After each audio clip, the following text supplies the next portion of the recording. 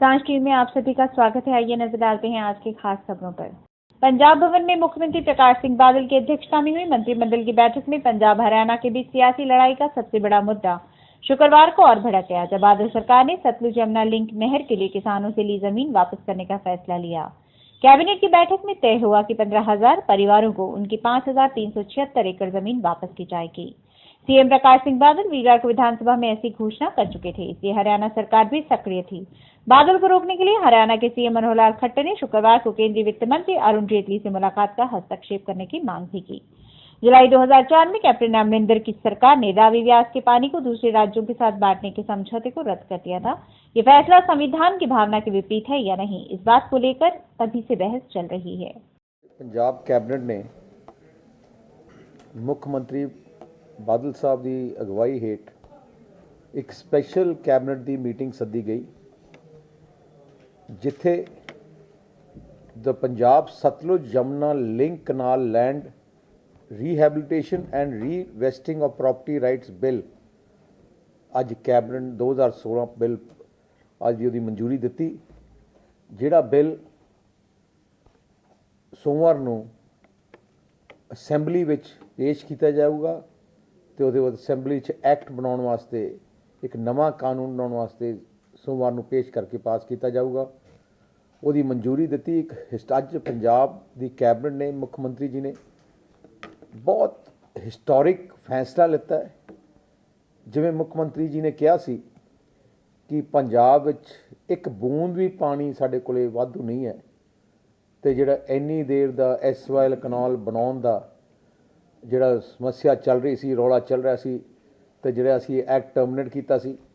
अज जिहड़ा नवा बिल बनाया ये बिल पे पास होने के बाद आ सारी जमीन जिहड़े वो किसान सी जिन्हां तो लिती गई है, और सारी जमीन वो किसानां नूं वापस की जाऊगी और अपने आप ही वापस इमीडिएटली की जाऊगी। सो आ बहुत वधिया इतिहासिक फैसला मुख्यमंत्री लिता है, जिन्होंने मैं मुख्यमंत्री जी को बधाई देना चाहना। आ तकरीबन 2000 एकड़ जमीन जिथे आ सतलुज एसवाइल कनाल बनी सी, वो सारी एक्ट के राही वापस किसान नूं जो एक्ट पास हो गया साडा सोमवार नूं उहदे बाद आ दित्ती जाऊगी। खालसा पंथ की जन्मभूमि श्री आनंदपुर साहिब में कौमी त्योहार होला मोहल्ला को लेकर प्रशासन और एसजीपीसी और सारी तैयारियां मुकम्मल हो चुकी है। इन प्रबंधों का जायजा रोपड़ के डीसी ने लिया। आपको बता दें कि होला मोहल्ला के दौरान देश विदेश से लाखों की तादाद में श्रद्धालु श्री आनंदपुर साहिब के तख्त श्री केसगढ़ साहिब में नतमस्तक होने के लिए पहुंचते हैं, और इसी जगह पे सिखों के 10वें गुरु श्री गुरु गोबिंद सिंह जी ने खालसा पंथ की स्थापना की थी। खालसाई शान शौकत का प्रतीक होता मोहल्ला 9 मार्च से लेकर 24 मार्च तक मनाया जाएगा, जिसको लेकर सारी तैयारियां मुकम्मल कर ली गई हैं। होला मोहल्ला 19 मार्च से 21 मार्च तक श्री कीरतपुर साहिब और 22 मार्च से 24 मार्च तक श्री आनंदपुर साहिब में मनाया जाएगा। 23 मार्च को सियासी कांग्रेसी होगी और 24 मार्च को मोहल्ला निकाला जाएगा, जो सख्त श्री केसरगढ़ साहिब से शुरू होकर आनंदगढ़ साहिब से होता हुआ चरण गंगा स्टेडियम में जाकर समाप्त होगा, जहां पर निहंग सिंह अपने मार्शल आर्ट के करतब भी दिखाएंगे। होला मोहल्ला श्री आनंदपुर साहब विखे 19 ਤੋਂ 24 तक मनाया जा रहा है। कीरतपुर साहब है श्री आनंदपुर साहब ਇਹਦੇ ਲਈ ਸਾਰੇ ਪੁਖਤਾ ਪ੍ਰਬੰਧ ਜਿਹੜੇ ਕੀਤੇ ਜਾ ਚੁੱਕੇ ਨੇ, ਤੇ ਕੁਝ ਜਿਹੜੇ ਪ੍ਰਬੰਧ ਜਿਹੜੇ ਰਹਿੰਦੇ ਜਿਹੜੇ ਕਿ ਮੌਕੇ ਤੇ ਹੀ ਹੋਣੇ ਆ ਉਹਦੇ ਲਈ ਵੀ ਪੂਰਾ ਅਰੇਂਜਮੈਂਟ ਕੀਤਾ ਗਿਆ ਹੈ। ਚਾਹੇ ਸਿਕਿਉਰਿਟੀ ਦਾ ਅਰੇਂਜਮੈਂਟ ਹੋਵੇ, ਚਾਹੇ ਸਫਾਈ ਦਾ ਅਰੇਂਜਮੈਂਟ ਹੋਵੇ, ਚਾਹੇ ਲਾਈਟ ਦਾ ਅਰੇਂਜਮੈਂਟ ਹੋਵੇ, ਰਹਿਣ ਦਾ ਅਰੇਂਜਮੈਂਟ ਹੋਵੇ, ਇੱਕ ਇੱਕ ਚੀਜ਼ ਜਿਹੜੀ ਰਿਵਿਊ ਕਰਤੀ ਗਈ ਹੈ ਅਤੇ ਉਹਦੇ ਮੁਤਾਬਕ ਸਾਰੇ ਅਰੇਂਜਮੈਂਟ ਜਿਹੜੇ ਸਾਡੇ ਮੁਕੰਮਲ ਨੇ। ਹੈਲਥ ਸਰਵਿਸਿਜ਼ ਦਾ ਵੀ ਉਹਨਾਂ ਦਾ ਵੀ ਅਰੇਂਜਮੈਂਟ ਸਾਰਾ ਮੁਕੰਮਲ ਹੈ, ਅਤੇ ਇਹਦੇ ਲਈ ਅਸੀਂ 8 ਜਿਹੜੇ ਹੈਗੇ ਆ ਹੋਰ ਆਈਐਸ ਆਫੀਸਰ ਜਿਹੜੇ ਆ ਗਵਰਨਮੈਂਟ ਨੇ ਹੋਰ ਲਗਾਏ ਹੈ ਕਿ ਜਿਹੜੇ ਕਿ ਵੱਖ-ਵੱਖ ਮਹਿਕਮਿਆਂ ਦੇ ਨਾਲ ਆਪਣਾ ਤਾਲਮੇਲ ਰੱਖ ਕੇ ਤੇ ਉਹਨਾਂ ਮਹਿਕਮਿਆਂ ਦੇ ਅਰੇਂਜਮੈਂਟ ਜਿਹੜੀ ਮੁਕੰਮਲ ਕਰਵਾਉਣਗੇ। ਇਹਨਾਂ ਨੂੰ ਅਲੱਗ-ਅਲੱਗ ਸੈਕਟਰਸ ਦੇ ਵਿੱਚ ਵੰਡਿਆ ਗਿਆ ਹੈ ਐਂਡ ਉਹਨਾਂ ਸੈਕਟਰਸ ਦੇ ਵਿੱਚ ਜੋ ਅਸੀਂ ਨਾਲ ਸੈਕਟਰ ਆਫੀਸਰ ਲਾਵਾਂਗੇ, ਨਾਲ ਡਿਊਟੀ ਮੈਜਿਸਟ੍ਰੇਟ ਲੱਗਣਗੇ। ਉਹਦੇ ਲਈ ਸਾਨੂੰ 8 ਜਿਹੜੇ ਹੈਗੇ ਆ ਪੀਸੀਐਸ ਆਈਐਸ ਆਫੀਸਰ ਜਿਹੜੇ ਫਰੋਮ ਡਿਫਰੈਂਟ ਡਿਸਟ੍ਰਿਕਟਸ ਸਾਨੂੰ ਅਲਾਟ ਹੋਏ ਹੈ।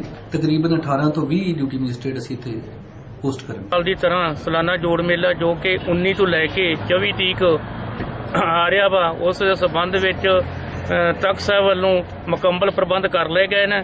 ਸੰਗਤਾਂ ਦੀ ਸਹੂਲਤ ਵਾਸਤੇ ਵਿਸ਼ੇਸ਼ ਤੌਰ ਤੇ ਲੰਗਰ, ਚਾਹ ਪਾਣੀ ਔਰ ਰਹਿائش ਦਾ ਪ੍ਰਬੰਧ ਕੀਤਾ ਗਿਆ ਹੈ, ਜੋ ਕਿ ਸ਼੍ਰੋਮਣੀ ਅਕਾਲੀ ਦਲ ਦੀ ਸਟੇਜ ਹੈ ਉਹਦੇ ਸਬੰਧ ਵਿੱਚ ਵੀ ਸਾਰੀਆਂ ਮੁਕੰਮਲ ਤਿਆਰੀਆਂ ਕਰ ਲਈਆਂ ਗਈਆਂ ਹਨ।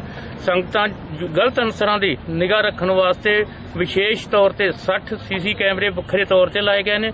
ਇਸ ਤੋਂ ਪਹਿਲਾਂ 70 ਕਮਰੇ ਸਾਡੇ ਕੋਲ ਆਪਦੇ ਸੀਗੇ। ਜੋ ਵੀ ਸੰਗਤ ਦੀ ਸਹੂਲਤ ਆ ਬਣੂਗੀ ਉਹਨਾਂ ਨੂੰ ਹਰ ਪ੍ਰਕਾਰ ਦੀ ਇੱਥੇ ਸਹੂਲਤ ਦਿੱਤੀ ਜਾਏਗੀ। ਸੰਗਤਾਂ ਨੂੰ ਬੇਨਤੀ ਹੈ ਕਿ ਵੱਧ ਤੋਂ ਵੱਧ ਸਾਲਾਨਾ ਜੋੜ ਮੇਲੇ ਤੇ ਪਹੁੰਚੋ ਅਤੇ ਗੁਰੂ ਘਰ ਦੀਆਂ ਖੁਸ਼ੀਆਂ ਪ੍ਰਾप्त करो।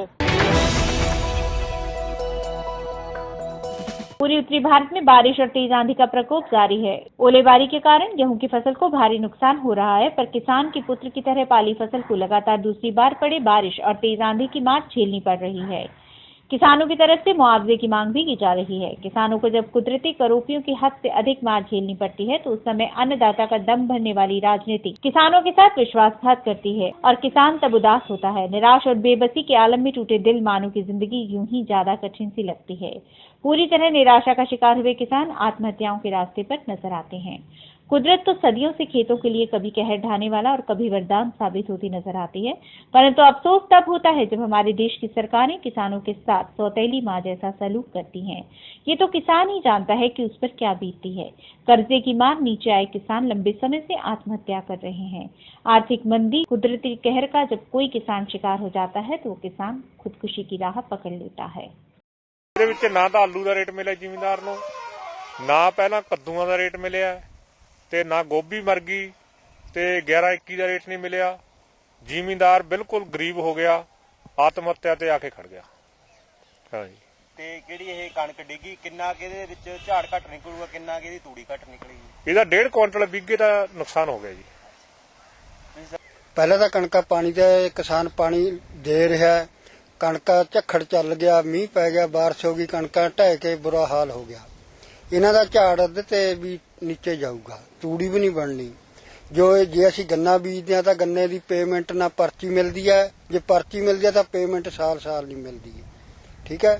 ਆਲੂਆਂ ਦਾ ਬੁਰਾ ਹਾਲ ਹੈ, ਸਾਰੀ ਫਸਲ ਦਾ ਕਹਿਣ ਦਾ ਭਾਵ ਬੁਰਾ ਹਾਲ ਹੈ। ਅਸੀਂ ਕਰੀਏ ਕੀ?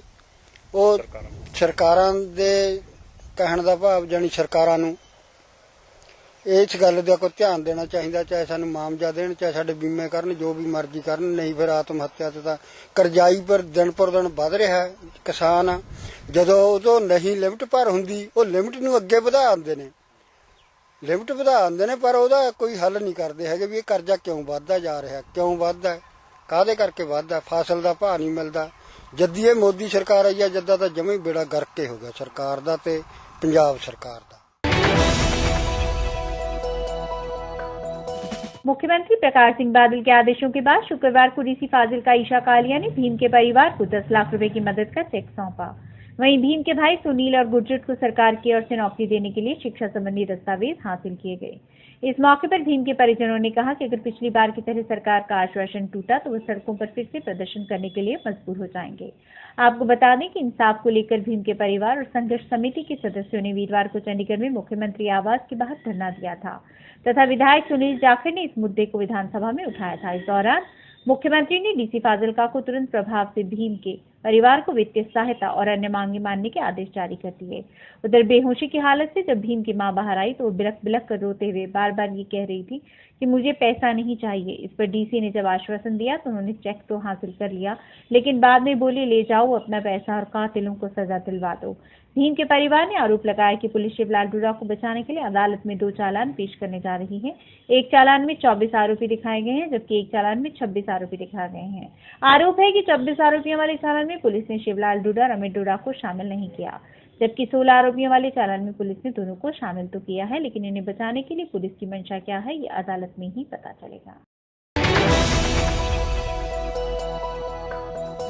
दिल्ली के मुख्यमंत्री अरविंद केजरीवाल ने बैंकों की हजारों करोड़ रुपए की देनदारी के मामले में किंगफिशर के मालिक विजय माल्या के देश छोड़ने की अनुमति पर प्रधानमंत्री नरेंद्र मोदी पर निशाना साधा है।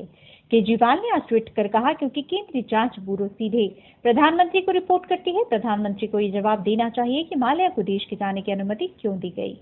सीबीआई स्तर से मंजूरी मिले बिना अनुमति नहीं दी जा सकती है। भारतीय स्टेट बैंक समेत 17 बैंकों ने उच्चतम न्यायालय में याचिका दायर कर माल्या को देश छोड़ने की अनुमति नहीं देने का आग्रह किया।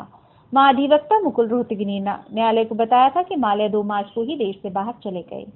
बजट में स्वर्ण आभूषण कारोबार पर 1% का उत्पाद लगाए जाने पर मुख्यमंत्री ने ट्वीट में कहा कि मोदी सरकार ने ज्वेलर्स की पीठ में छुरा घोंपा है। मोदी सरकार भी वही कर रही है जो संयुक्त प्रगतिशील गठबंधन करता रहा है। ज्वेलर्स उत्पाद शुल्क लगाए जाने के विरोध में 2 मार्च से हड़ताल पर हैं। आम आदमी पार्टी ने स्वर्णकार के संघर्ष का समर्थन करते हुए केंद्र सरकार से गहनों पर लगाया गया 1% सेस तुरंत वापस लेने की मांग की है। पार्टी के पंजाब संयोजक सुच्चा सिंह छोटेपुर ने केंद्र सरकार पर दोहरे चरित्र का आरोप लगाते हुए कहा, कांग्रेस नीतिक डॉक्टर मनमोहन सिंह सरकार ने स्वर्णकारों पर अतिरिक्त टैक्स लगाया था तब भाजपा विरोध में उतरी थी, लेकिन सत्ता में आते ही भाजपा ने वही फैसला लागू कर दिया। पूर्ववर्ती यूपीए सरकार ने स्वर्णकारों के 21 दिन तक चले संघर्ष के सामने घुटने टेकते हुए टैक्स वापस लिया था।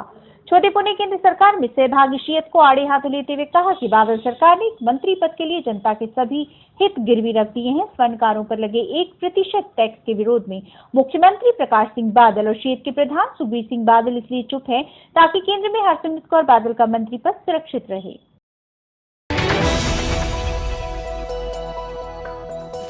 बरनाला एसटी कॉलेज के सामने शीतला मंदिर के पीछे पड़े हिंदू देवी देवताओं की मूर्ति व सिखों के गुरुओं की तस्वीरों की शरारती तत्वों द्वारा बेअदबी करने का मामला सामने आया है। सूचना मिलने पर एसडीएम स्वर्ण सिंह खन्ना, डीएसपी बलविंदर सिंह चीमा भारी पुलिस फोर्स लेकर मौके पर पहुंचे। उन्होंने मूर्तियों को कब्जे में लेकर जांच शुरू कर दी। जानकारी के अनुसार शरारती तत्वों ने उक्त स्थान पर पड़ी गणेश जी की मूर्ति पर लाल स्केच से कांटा लगा दिया और इसके साथ ही सिखों के 10 गुरुओं की तस्वीरों की बेअदबी की। इस घटना से लोगों में रोष पाया जा रहा है। इस दौरान पंजाब सरकार के खिलाफ रोष प्रदर्शन करते सिख संगठनों के नेता परमजीत सिंह कैरी ने कहा कि पहले भी पंजाब में ऐसी कई घटनाएं हुई हैं। पुलिस ने इस संबंधी अज्ञात व्यक्तियों के खिलाफ मामला दर्ज कर लिया है। पंजाब के आगामी विधानसभा चुनाव के मद्देनजर कांग्रेस उप प्रधान राहुल गांधी आज दिल्ली में पंजाब कांग्रेस के नेताओं के साथ मीटिंग करेंगे। पंजाब के सभी संसद मेंबर, विधायक, पूर्व विधायक और सीएलपी नेता को मीटिंग के लिए न्यौता दिया गया है। मीटिंग में खासतौर पर चुनाव रणनीतिकार प्रशांत किशोर भी शामिल होंगे। मीटिंग में राहुल गांधी सीधे तौर पर कांग्रेसी नेताओं के साथ बातचीत करेंगे और उनसे राय भी लेंगे। इसके अलावा प्रशांत किशोर की तरफ से जो पंजाब के बारे में सर्वे किया गया है उस पर मीटिंग में चर्चा होगी।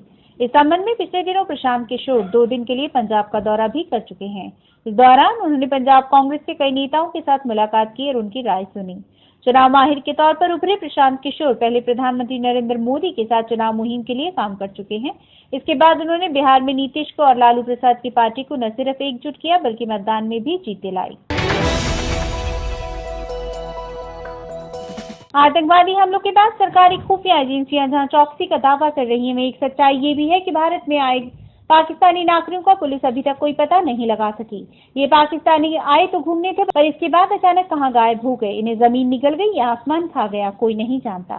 संभावना है कि गायब हुए ऐसे पाकिस्तानी अवैध गतिविधियों में देश की सुरक्षा के लिए खतरा बन सकते हैं। लगभग 10 वर्ष पहले क्रिकेट मैच देखने आए 371 पाकिस्तानियों का उत्तर प्रदेश में आज तक कोई पता नहीं।